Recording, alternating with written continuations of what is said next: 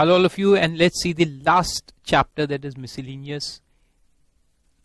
Again, as I say, this is purely one read chapter.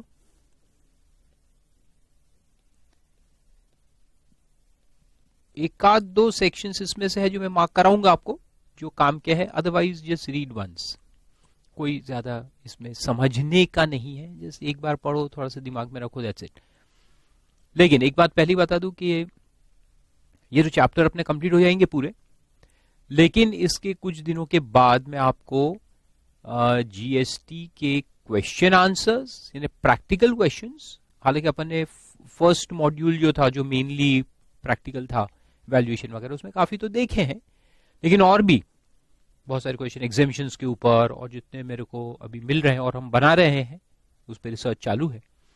तो वो पूरा compilation of questions के कुछ लेक्चर्स मैं बाद में अपलोड करूंगा, जो आपको डाउनलोड करने पड़ेंगे हमारे साइट से. आपको ईमेल आ जाएगा, मैसेज आ जाएगा, और उसको डाउनलोड करके उसको भी देखना है, और उसके पीडीएफ भी आपको मैं दूंगा, और कुछ चार्ट्स, बहुत इंपॉर्टेंट चार्ट्स बना के वो भी आपको दूंगा शॉर्ट में, जिससे बहुत सारी चीज बहुत जल्दी रिवाइज हो जाएगी और उसको बिल्कुल दिमाग में फिट कर लेने का है.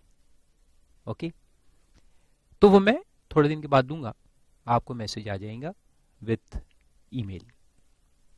चलो अभी शुरू करते हैं ये लास्ट चैप्टर. अभी पॉइंट में पहले बता दिया, नहीं तो कभी कभी भूल जाता हूं मैं. ऑफिस वाले बड़े परेशान रहते हैं, सर आपने बताना चाहिए स्टूडेंट्स को, आप भूल जाते हैं, तो इसलिए मैंने बता दिया. Presumption as to documents in certain cases. जो भी डॉक्यूमेंट्स अपने यहां से मिलते हैं इन्वेस्टिगेशन में, रेड में, सीज होते हैं, वो सब हमारे हैं ऐसा माना जाता है. उसमें जो लिखा है वो सब सही है ऐसा माना जाता है. उसको प्रिजम्पशन कहते हैं. Presumption as to documents. तो देखो, wherein document is produced, जो हमने दिया उनको, या हैज बीन सीज्ड, जो उन्होंने आके सीज करके ले गए हमारे यहां से, और has been received from any place outside India in the course of any proceeding under this act और द लॉ इन फोर्स, जो बाहर से मिले हैं, फॉरेन से. And such document is tendered by the prosecution in evidence against him or any other person who is tried jointly with him. The court shall. देखो भाई, दूसरे कुछ आदमी ने हमारे अगेंस्ट कुछ डॉक्यूमेंट्स दिए, जो हमारे साथ ट्रायल में था, उसके अगेंस्ट, और हमारे साथ में केस था, उसने लाके कोई डॉक्यूमेंट सबमिट किए. तो court shell, unless the contrary is proved by such person, presume the truth of the contents of such document, and that the signature and every other part of the document which purports to be in the handwriting of the particular person, purports to be यानी जो ऐसा लग रहा है कि इसके handwriting में है, वो आपके ही हैंडराइटिंग में है और वो आपका ही सिग्नेचर है, ऐसा माना जाएगा. तो अगर फारूक हक करके कहीं साइन है, मैंने ही किया है, और मेरे हैंडराइटिंग में ऐसा लग रहा है कि कुछ मैंने लिखा है, मैंने ही लिखा है, ऐसा प्रिज्यूम किया जाएगा, अनलेस आई प्रूव अदरवाइज. तो जिम्मेदारी मेरे ऊपर आ जाती है to prove that it is not in my handwriting, और this is not my signature, और the contents are not true. ये जिम्मेदारी किसकी है? असेसी की है. तो लॉ प्रिज्यूम करता है कि जो डॉक्यूमेंट में जो भी लिखा है वो सही है. और दूसरी बात है कि admit the document in evidence notwithstanding that it is not duly stamped if such document is otherwise admissible in evidence. तो ये बहुत एविडेंस एक्ट और वो सब लगता है, उसमें लॉ के बहुत सारे दूसरे पॉइंट्स है उसके अंदर. तो अगर वो एडमिसिबल है तो उसको एडमिट कर लो, even if it is not stamped. Stamping की कोई जरूरत नहीं है. तो वो एक सिंपल पॉइंट है. फिर दूसरा है 145, admissibility of microfilms, facsimile copy, fax copy of documents and computer printouts as documents and as evidence. तो उसको भी एक्सेप्ट कर सकते हैं. तो ये भी वंस रीड है, I will not read it, आप पढ़ सकते हो, उसको प्रूफ करके एक्सेप्ट कर सकते हैं. कॉमन पोर्टल पढ़ने की जरूरत नहीं है, सबको मालूम है कॉमन पोर्टल क्या है अभी तक. फिर एक डीम्ड एक्सपोर्ट करके एक छोटा सा सेक्शन है 147 कि गवर्नमेंट में on recommendation of council notify certain supplies of goods as deemed exports where goods supplied do not leave India and payment for such supplies is received either in Indian rupee or in convertible foreign exchange. If such goods are manufactured in India. ये वो DGCA supply सब है, इसमें duty free entitlement passbook scheme और वो सब में फिर नोटिफाई होते हैं, तो इसको भी कोई पढ़ने की जरूरत नहीं है सेक्शन को। Then special procedure for certain processes, तो ये भी गवर्नमेंट को सिर्फ पावर है कि they can notify the procedures, तो पावर है, अपने को क्या करना है उसमें, कोई पढ़ना थोड़ी पड़ता, पावर दिया है। इसके जो प्रोसीजर है वो तो अपन पढ़ चुके, रिटर्न, रजिस्ट्रेशन वगैरह वगैरह, तो इसको भी छोड़ने का। फिर एक goods and services compliance rating करके है, बड़ा इंटरेस्टिंग है 149।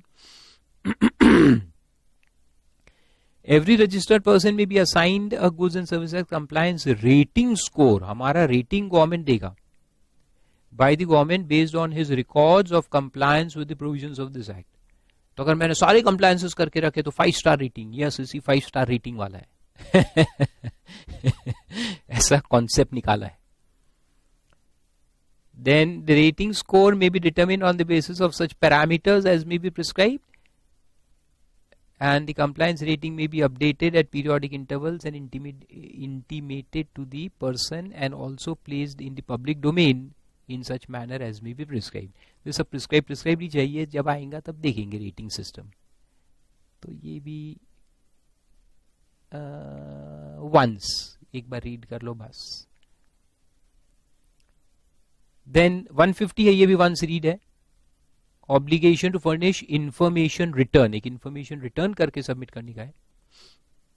कौन करेगा, देखो टैक्सेबल पर्सन और अ लोकल अथॉरिटी और अदर पब्लिक बॉडी और एसोसिएशन। ये सब जैसे इनकम टैक्स में देखते ना अपन, वो रिटर्न है एनुअल इंफॉर्मेशन रिटर्न, तो वैसे ही यहाँ पे भी है। सारे ट्रांजैक्शंस डिटेल, किसको बेचा, कितने माल बेचा, कब परचेज किया, कितना परचेज किया, सब डिटेल्स अपने को देने पड़ेंगे।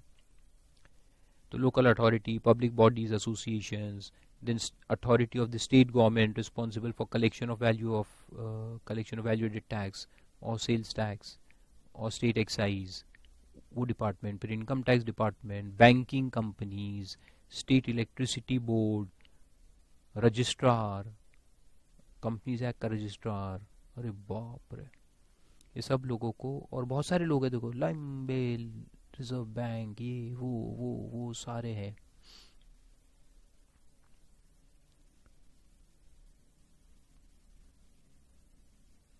उसमें डॉक्यूमेंट में क्या है देखो, लास्ट में फिर पी में लिखा है, who is responsible for maintaining the records of registration और स्टेटमेंट ऑफ अकाउंट्स और एनी पीरियोडिक रिटर्न और document containing details of payment of tax and other details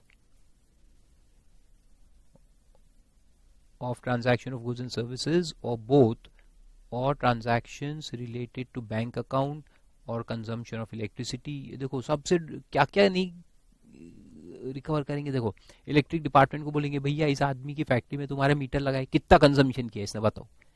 अब ये सब भी रिकॉर्ड वो रखेंगे गवर्नमेंट, क्या करेंगे इससे तो गॉड नोस, लेकिन ये इन्फॉर्मेशन रिटर्न है, सबको भरना पड़ेगा। Then sale or exchange of goods or property or right or interest in property and so on and so forth। तो ये सबको information return भरने का है in the prescribed form।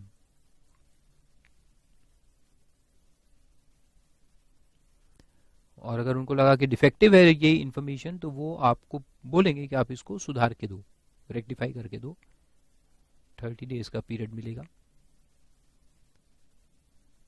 ऐसा है, कोई काम का नहीं है इसको छोड़ने का, एक बार पढ़ के छोड़ दो। Then power to collect statistics, ये भी एक पॉइंट है। स्टेटिस्टिकल डेटा भी वो कलेक्ट करेंगे, लेकिन अभी उसमें कुछ प्रिस्क्राइब नहीं है, इसलिए कोई काम का नहीं है, तो इसलिए छोड़ देने का। Then bar on disclosure of information, वो भी कोई काम का नहीं है, छोड़ने का। Taking assistance from an expert, officers को पावर है एक्सपर्ट से ओपिनियन लेने का, तो वो इंटरनल डिपार्टमेंटल काम है, अपने को क्या करना है, कोई काम नहीं है from exam point of view. Then power to take samples, आपके दुकान से या आपकी फैक्ट्री से आके सैंपल्स उठा के लेके जा सकते हैं, पावर है। ये सब डिपार्टमेंटल पावर्स एक्चुअली, तो एग्जाम पॉइंट ऑफ व्यू से और अपने पॉइंट ऑफ व्यू से उसका कोई रेलेवेंस नहीं है। बर्डन ऑफ प्रूफ एसएससी का होता है, वो भी कोई काम का नहीं है। persons deemed to be public servants, all the officers are deemed to be public servants, इसलिए उन पे कोई एक्शन नहीं ले सकते, ऐसा उसका कहने का मतलब है।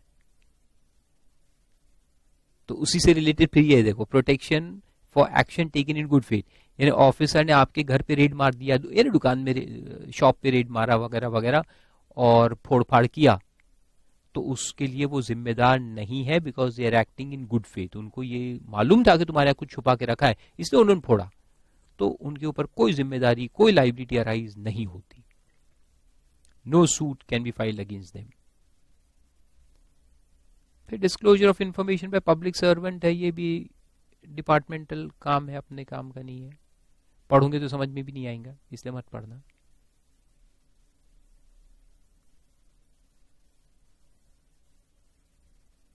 Then publication of information in respect of persons in certain cases, ये एक बार पढ़ लेना। जो डिफॉल्टर्स होते हैं उनकी इंफॉर्मेशन पब्लिश की जाएगी। ये क्या है, बदनाम करने का एक तरीका है कि तुमने टैक्स अवॉइडेंस किया, तुम्हारा नाम बदनाम करेंगे, पेपर वेपर में छापेंगे तुम्हारा नाम, लेकिन उससे कुछ होता नहीं है। बदनामी में भी नाम ही होता है। मेरे नाम से अगर पेपर में आ गया फारूक सर का 200 करोड़ का टैक्स ड्यूज है, तो कल लोग मेरे से मिलेंगे, फारूक सर आप बहुत बड़े आदमी हो, और हाथ मिलाओ, कैसे हो आप 200 करोड़ का फ्रॉड किया है, आपके पास कितना पैसा होगा। तो अजीब बात है, लेकिन ऐसा ही है। तो एक बार उसको पढ़ के रख देना। सिर्फ उसमें इतना ही है कि नाम छापेंगे। फिर 160 है, ये भी कोई काम का नहीं है, इसको छोड़ने का है। फिर rectification of errors apparent on face of record, ये ऑफिसर्स के जो सारे ऑर्डर्स होते हैं, इतने सारे ऑर्डर्स वो पास करते हैं, उसमें अगर कोई मिस्टेक हुई तो उसको रेक्टिफाई कर सकते हैं। तो वो एक बार पढ़ लो, वो सिंपल है, रेक्टिफिकेशन कैन बी डन। और अगर रेक्टिफिकेशन की वजह से टैक्स वगैरह इंक्रीज होने वाला है या रिफंड कम होने वाला है, तो एसएससी को अपॉर्चुनिटी ऑफ बीइंग हर्ट देना पड़ेगा। बहुत ही सिंपल नॉर्मल प्रोविजंस रहते सारे। Then bar on jurisdiction of civil court, बिल्कुल नहीं समझ में आएगा, छोड़ने का।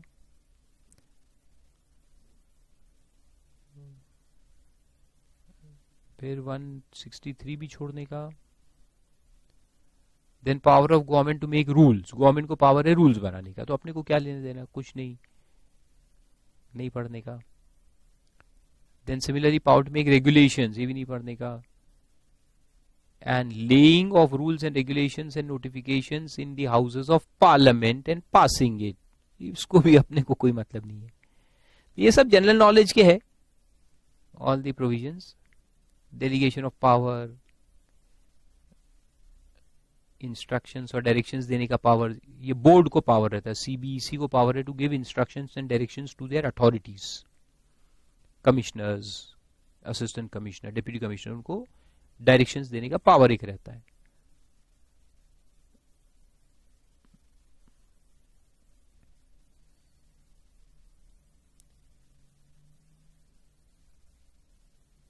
सर्विस ऑफ नोटिस एक है, ये एक बार पढ़ लेना, जस्ट रीड इट वंस।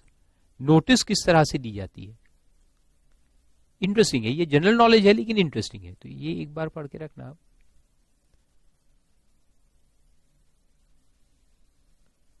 और आखिरी में दिया है राउंडिंग ऑफ ऑफ टैक्स, जो अपन राउंड ऑफ करते हैं वो दिया है। Any interest, tax interest, penalty, fine, या जो भी सम रहता है, and the amount of refund also under the provisions of the act shall be rounded off to the nearest रूपी।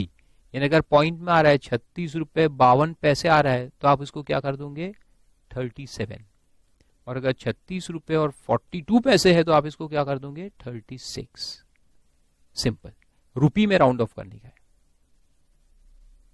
लेस देन अप टू 49 पैसे रहेगा तो इग्नोर करना है, 50 या उसके ऊपर हो गया तो आगे का लेना है, उसको राउंड ऑफ करके 1 रुपी कर देना है। Very simple point. तो ऐसा है, ये बहुत मिसलिनियस, बहुत छोटा सा है, एक बार पढ़ने का है। कुछ सेक्शन जो मैंने मार्क करा है, बाकी तो छोड़ देने के है। और जैसे मैंने आपको कहा कि प्रॉब्लम्स, प्रैक्टिकल प्रॉब्लम्स और रिवीजन चार्ट्स, खास करके जो एडमिनिस्ट्रेटिव प्रोविजंस देखे हमने इतने सारे मॉड्यूल 2 में, उसके रिवीजन चार्ट्स आप पढ़ोगे तो जल्दी जल्दी समझ में आएंगे और याद रहेगा। पूरे लॉ वर्ड्स को रिवाइज करना पॉसिबल नहीं है, लेकिन पढ़ाने के पहले मैंने बोला था कि लॉ वर्ड्स अपन पढ़ेंगे, बाद में याद रखने के लिए रिवीजन चार्ट्स को यूज करेंगे। तो दोनों मैं आपको दूंगा, जिसका ईमेल और मैसेज आपको आ जाएगा। You can download it from the website and then start watching those lectures. So thanks all of you. New law है जीएसटी, और न्यू लॉ है तो हो सकता है कि कहीं पर कुछ पढ़ाने में मैंने कुछ गलत भी बोला हो, कभी कभी पुराना याद आ जाता है, कभी कभी ऐसा होता है, तो उसको इग्नोर करने का, उसको आपको लिखा है, जो लिखा है वो सही है, उसके हिसाब से चलने का। फिर भी अगर कहीं डाउट आता है तो you can always ask the doubt on the email and we will reply your doubts and clear the doubts. अब पहला एग्जाम मई 18 में रहेगा, तो ऑब्वियसली क्वेश्चंस बहुत कॉम्प्लिकेटेड नहीं रहेंगे। उसके दो रीजन है, क्योंकि जो क्वेश्चन बनाने वाले लोग रहेंगे उनको भी इतना डिटेल में और इतने वाइड स्टडी नहीं रहता, तो क्वेश्चंस विल बी एवरेज और simpler only. So May 18 attempt is a golden attempt for you, pass हो जाओ। नहीं तो फिर नवंबर 18 में थोड़ा सा कॉम्प्लिकेशन बढ़ेगा, और फिर धीरे धीरे जैसे अपन आगे बढ़ते जाएंगे तो अच्छे अच्छे क्वेश्चंस, कॉम्प्लिकेटेड क्वेश्चंस फिर एग्जाम में आने लगेंगे फॉर टाइम टू कम। तो इसलिए जल्दी से पास हो जाओ। All the best and hope you get maximum possible marks. और एक last point, I hope every one of you has downloaded, मैंने पहले लेक्चर से कहा था, please go and download FHC app. Android store और Apple store दोनों पे अवेलेबल है, इसको डाउनलोड करो, प्लीज करो अगर अभी तक नहीं किया है।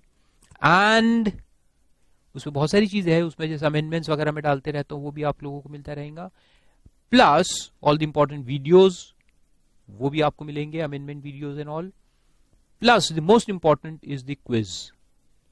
तो जीएसटी के ऊपर बहुत सारे क्विजेस डाल के रखे अपन ने, बहुत सारे क्वेश्चंस हैं, MCQ based questions, choose the right answer, true false वगैरह, ये बहुत इंपॉर्टेंट होते हैं to clear all the concepts, क्योंकि हम आगे पढ़ते जाते हैं और फाइनर एस्पेक्ट्स जो है वो भूल जाते हैं, और वही जब एग्जाम में आता है तो हम कंफ्यूज होते हैं, यस के नो, यस के नो, ट्रू के फॉल्स, ऐसा है कि वैसा है। तो इसलिए ये सारे जो फाइन पॉइंट्स होते हैं, 30 डेज है कि 60 डेज है, ये आपको क्लियर होगा in doing all this quiz.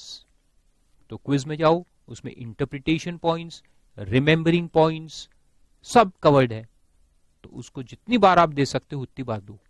एक बार दिया है फिर से दो, एक बार दिया है फिर से दो, दूसरी बार दिया है तीसरी बार दो, देते रहो देते रहो। जितना क्विज आप ज्यादा देते रहोगे उतना कॉन्सेप्चुअल क्लैरिटी डेवलप होते जाएगा, and that will help you in scoring very good marks in the exam.